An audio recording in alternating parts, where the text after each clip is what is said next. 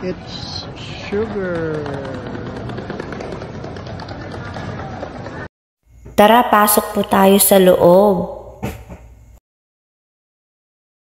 Gusto niyo bang makita si M&M?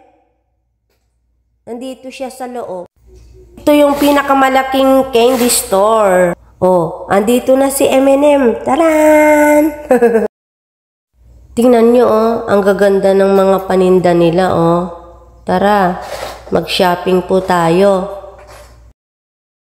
Dito mo makikita ang iba't ibang candy.